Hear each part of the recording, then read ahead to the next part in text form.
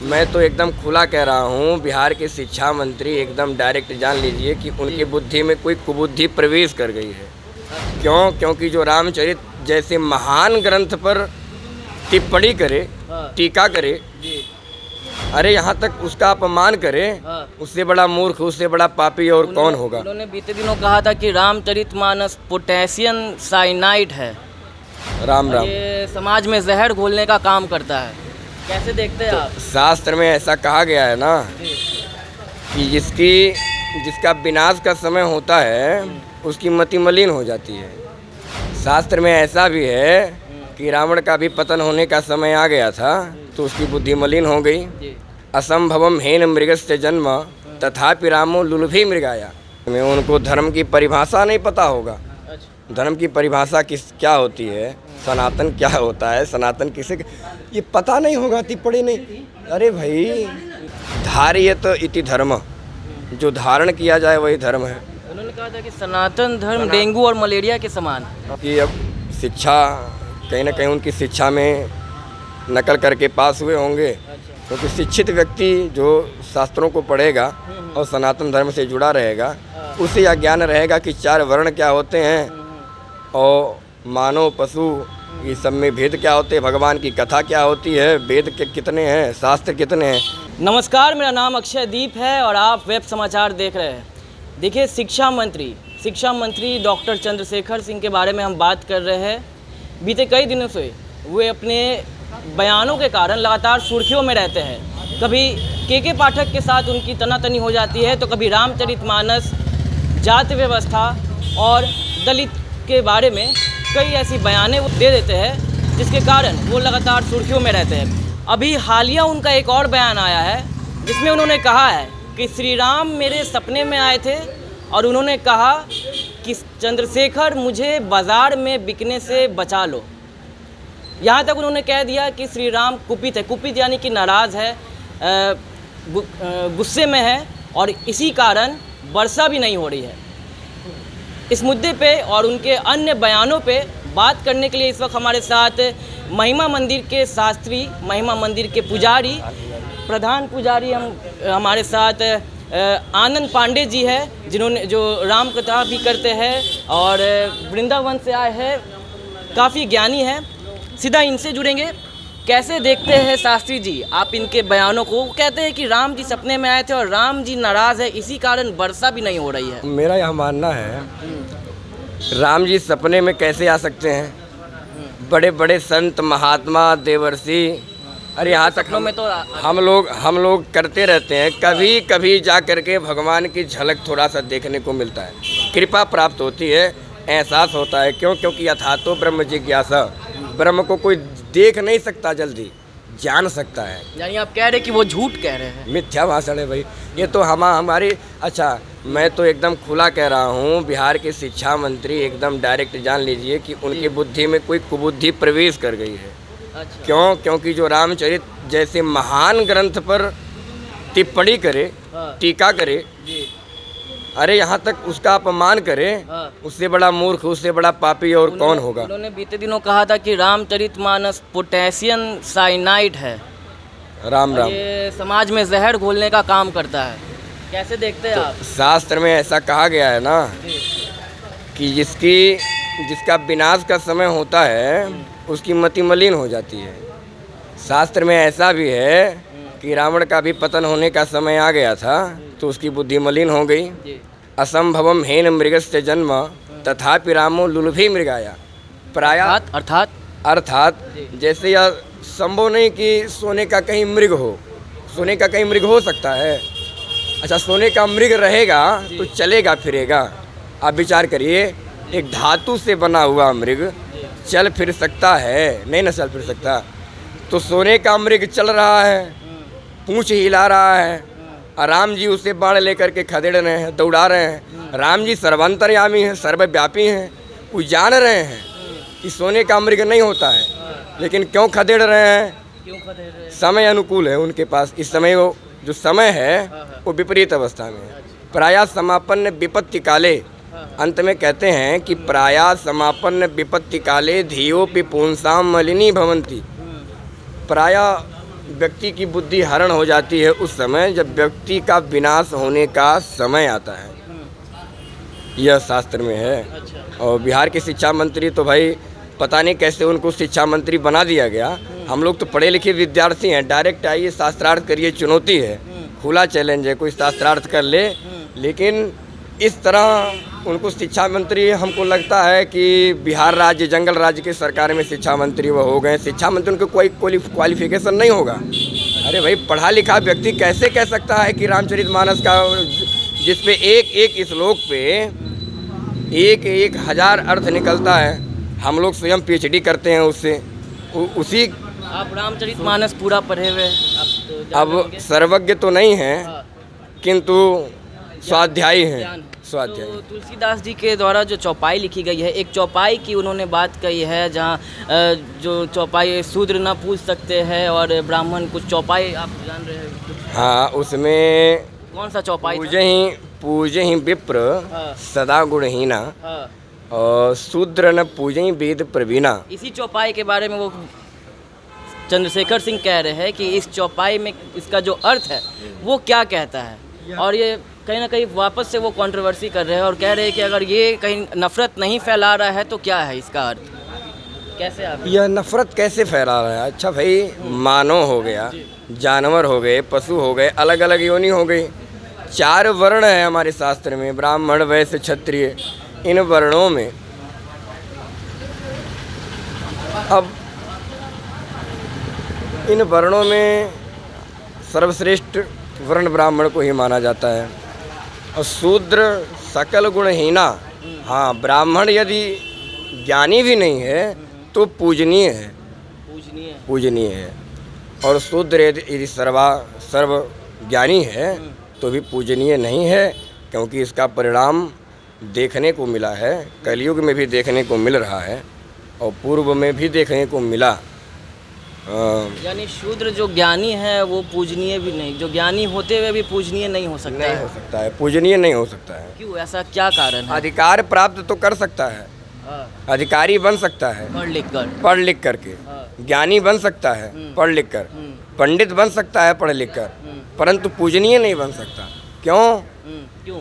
क्योंकि ये जो पृथ्वी है 4 वर्णों में पूजनीय ब्राह्मण को ही माना गया, क्योंकि दैवाध्ययना जगत सर्वम मंत्राध्ययनादि देवता ते मंत्रा ब्राह्मणाध्ययना तस्मात् ब्राह्मण देवता। सर्वव्यापी ब्राह्मण है, इसलिए ब्राह्मणों की महिमा अनादिकाल से है। तो अनादिकाल से है। शास्त्रों में हम लोग शास्त्र का उद्बोधन करते हैं, शस्त्र का भी उद्बोधन करते हैं। शूद्र नहीं करते क्या? हाँ, शूद्र का कार्य है, 4 वर्ण निकला तो चारों का शब्द निकला सदा आचरणे निरतः।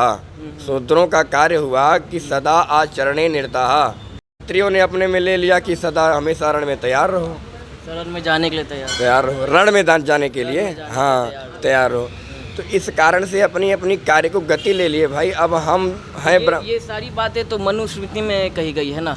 नहीं, मनुष्य स्मृति में भी है, वेद में कहा जाता है। वेद भगवान खुद कहते हैं ब्राह्मणो मुखमासीद बाहु राजन्य कृतः। अरे ब्राह्मणो मुखमासीद, ब्राह्मण भगवान का मुख। गुंग शूद्रो अजायत, पैर भगवान का शूद्र हो गया, पैर से शूद्र की उत्पत्ति हुई। 4 वर्ण हैं, यही कारण है कि शूद्र पूजनीय नहीं है। आप भाई शास्त्र वक्ता ब्राह्मण, कथा तो पंडित जी ही कह सकते हैं। क्यों कह सकते हैं? क्योंकि उनको शास्त्रीय प्रमाणीय मान्यता मिली हुई भगवान के द्वारा, शास्त्रों के द्वारा। 18 पुराण सर्टिफिकेट है उनके पास। सर्टिफिकेट 18 पुराण है। अच्छा, किसी भी पुराण को उठा करके देख लीजिए, अच्छा। हर एक जगह ब्राह्मणों की महिमा मिलेगी। भागवत महापुराण में भगवान ब्राह्मणों की महिमा करते हैं, महाभारत में भी ब्राह्मणों की महिमा है। अच्छा। और तो और सतयुग द्वापर त्रेता सभी युगों में ब्राह्मणों का वर्चस्व रहा ही है, इसलिए ब्राह्मणों का वर्चस्व रहेगा। क्योंकि यह लोग, ब्राह्मण का मतलब जो भगवान की शरण में होते हैं, वह ब्राह्मण ब्रह्मांड के समान अतुलनीय, बहुत अनेकों प्रकार के भगवान की। शिक्षा मंत्री का एक और बयान आया था कुछ दिनों पहले। उन्होंने कहा था कि मनुस्मृति को भी बॉयकॉट कर देना चाहिए। मनुस्मृति समाज में नफरत फैलाता है। जात का जो जाति वाला जो सिस्टम बना है वो मनुस्मृति के थ्रू बना है, और वो चाहते हैं कि जात के कारण ही समाज में जो भेदभाव है वो काफ़ी बढ़ गया है। भाई जाति तो हमारे वेद से, अच्छा वेद आप फिर टिप्पणी इस पे करना व्यर्थ है। जिस वेद पे देश विदेश जैसे अमेरिका, रूस, जापान जैसे देश विदेश सर्च कर रहे हैं, ये वेद में छिपा हुआ क्या है, उसी पे यान बना रहे हैं, उसी पे अनेकों आविष्कार कर रहे हैं। वही वेद कहता है ब्राह्मण मुखमासीत बाहुराजन्या कृतावरुत सतवैस पदभ्यांगुंग, तो उसमें टिप्पणी क्या करने आए चंद्रगुप्त? उनका शूद्र का अलग काम है, ब्राह्मण का अलग काम। 4 वर्ण हैं, चारों वर्ण में शूद्र का काम है, अलग कार्य क्षेत्र की कार्य, ब्राह्मण का अलग क्षेत्र का कार्य है, क्षत्रियों का अलग कार्य है, और सभी अपने कार्य को गति देंगे तभी जा करके सनातन संप्रदाय परंपरा चलती रहेगी। वैसे सनातन की आपने बात की, एक तरफ एनडीए है, एक तरफ इंडिया है, आप जान ही रहे हैं। तो इंडिया गठबंधन के तरफ से बीते कुछ दिनों पहले तमिलनाडु के मुख्यमंत्री हैं, उनके बेटे उदयनिधि स्टैलिन की तरफ से एक बयान आया था। उन्होंने कहा था कि सनातन धर्म को ही ख़त्म कर देना चाहिए। इसे आप किस तरीके से देखते हैं? तो क्या इंडिया उसमें आरजेडी भी है, उसमें जेडीयू भी है बिहार में, और जो चंद्रशेखर सिंह है वो आरजेडी के नेता है। अच्छा बहुत देखिए, सनातन धर्म एजेंडा चलाया जा रहा है। एजेंडा नहीं, जो बोल रहे हैं धर्म के बारे में, सनातन के बारे में, धार्यत इति धर्म, जो धारण किया जाए वही धर्म है। उन्होंने कहा था कि सनातन धर्म डेंगू और मलेरिया के समान। हाँ, वहाँ मतलब तुलना कर दिया था उन्होंने। तो अगर ऐसा किए तो वो उनकी अब शिक्षा कहीं ना कहीं उनकी शिक्षा में नकल करके पास हुए होंगे, क्योंकि शिक्षित व्यक्ति जो शास्त्रों को पढ़ेगा और सनातन धर्म से जुड़ा रहेगा, उसे यह ज्ञान रहेगा कि 4 वर्ण क्या होते हैं और मानव पशु ये सब में भेद क्या होते हैं, भगवान की कथा क्या होती है, वेद के कितने हैं, शास्त्र कितने हैं, ये सब का उन्हें ज्ञान रहता है।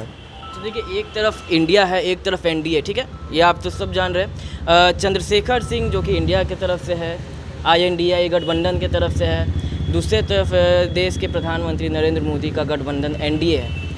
अब एक तरफ जो कि आरजेडी के कुछ अन्य नेताओं की तरफ से भी कुछ ऐसा बयान आया है। जगदानंद सिंह बीते दिनों उन्होंने कहा था कि टीका लगाने वालों ने ही देश को गुलाम बना दिया था।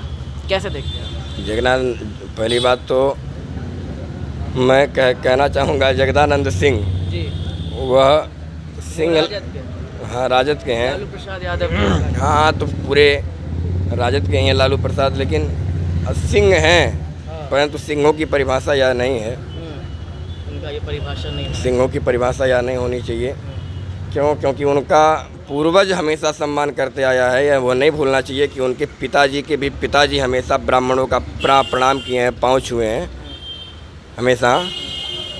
तो पूर्वजों की कीर्ति को भी कलंकित कर रहे हैं लोग, और क्या किया जाए। जाते जाते एक और सवाल रहेगा। देखिए, देश के जो प्रधानमंत्री है उन्होंने वो हमेशा हिंदुत्व की बात करते हैं, श्री राम की बात करते हैं, पर उनके ही गठबंधन के एक नेता है जो कि बिहार में पहले जेडीयू के और महागठबंधन में थे, जीतन राम मांझी की हम बात करेंगे। अब वे वापस से नरेंद्र मोदी की तरफ चले गए हैं।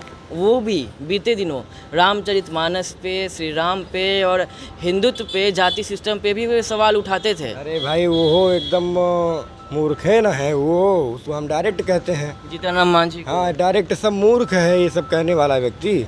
हम तो खुला चैलेंज देते हैं, कोई डर दहशत है जो भगवान पे टिप्पणी करे, राम पे टिप्पणी करे। अब जीतन राम मांझी तो हम सुने थे, तो कितना बड़ा मूर्ख है वो, तो पढ़ा लिखा शिक्षित व्यक्ति का ये लक्षण नहीं है। जय सिया राम बोलिए। जाते जाते शिक्षा मंत्री को कुछ जवाब देना चाहेंगे? शिक्षा मंत्री को हटाना चाहिए शिक्षा मंत्री के पद से, क्योंकि उसके पास शिक्षा की कोई योग्यता नहीं। योग्यता का प्रमाण हमसे दे दे शास्त्र का प्रमाण करके, लेकिन सभी लोग बैठें, सब बाकी शास्त्रार्थ हो, तो अपना क्वालिफिकेशन दिखाए। चैलेंज दे रहे हैं आपके शिक्षा मंत्री यहाँ आके आपसे साथ साथ काहे कर नहीं, मैं इतना खुला बड़ा आ करके हाँ कर सकते हैं, कोई दिक्कत थोड़ी है, कर सकते हैं, कोई दिक्कत नहीं। जीत जाएंगे आप। लेकिन मूर्खों से हम बातें नहीं करेंगे, हरा देंगे उनको। नहीं वो उसके पास दिमाग नहीं है, हम उससे काहे बात करेंगे। पहली बात तो मूर्ख है, दिमाग उसके पास है नहीं, अच्छा तो हम इसलिए उससे बातें नहीं करेंगे। अच्छा उल्टा पुल्टा अगर बोलने लगेगा, मूर्खों से डंडा से बात किया जाता है, लाठी हो हाथ में, हाँ। डंडा हो हाथ में, बॉडीगार्ड हो, जैसे बकेट डंडा से मारे।